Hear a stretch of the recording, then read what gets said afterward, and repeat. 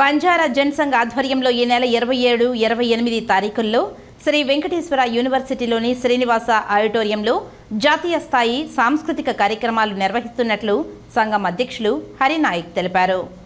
Tirupati press క్లబ్లో బుధవారం ఉదయం జరిగిన మీడియా సమావేశంలో ఈ సందర్భంగా ఆయన మాట్లాడారు. శ్రీ వెంకటేశ్వర స్వామి లీలలతో పాటు పద్య నాటకాలు, భక్తిభావభరితమైన కళలను సమాజానికి అందించడానికి చేస్తున్న కృషి ఫలితమే ఈ జాతీయ నాటక ఉత్సవాలని ఆయన పేర్కొన్నారు.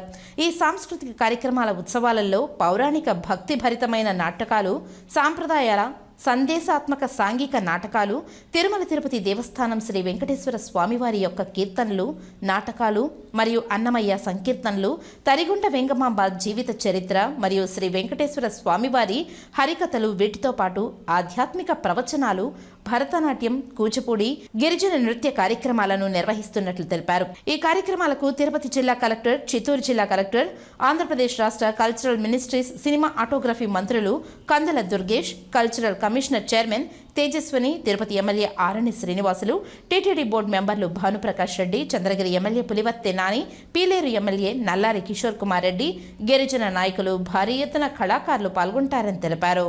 శ్రీ వెంకటేశ్వర స్వామి యొక్క పరమ భక్తుడు హతిరాం బావాజీ వారి మధ్య సంబంధం, వారి యొక్క జీవితం, ఉపన్యాసం గురించే ముఖ్య ఉద్దేశం ఈ కార్యక్రమం. మేము బంజారాలం బిడ్డలముగా హతిరాం బావాజీ యొక్క వారసులముగా చాలా సంతోషకరమైన విషయం.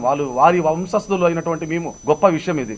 ఈ కార్యక్రమానికి శ్రీ వెంకటేశ్వర స్వామి యొక్క నాటకాలు, సంకీర్తనలు, అన్నమయ్య కీర్తనలు, తరిగొండ వెంగమాంబ యొక్క జీవిత చరిత్ర, ఇలాంటి కార్యక్రమాలన్నీ తిరుపతి మహానగరంలో శ్రీ వెంకటేశ్వర యూనివర్సిటీలో శ్రీనివాస ఆడిటోరియంలో ఈ నెల 27, 28వ తారీఖున ఉదయం 10 గంటల నుంచి సాయంత్రం 6 గంటల వరకు ఈ కార్యక్రమాన్ని రాష్ట్రం నలుమూలల నుంచి కళాకారులు, విద్యార్థులు, గిరిజన నాయకులు, పెద్దవాళ్లు, ఎమ్మెల్యే, ఎంపీలు, మినిస్టర్లు అందరూ ఈ కార్యక్రమానికి హాజరవుతున్నారు. ఇది రాష్ట్ర వ్యాప్తంగా జరుగుతున్నటువంటి జాతీయ సాంస్కృతిక కార్యక్రమాల ప్రోగ్రాంని పెట్టాము.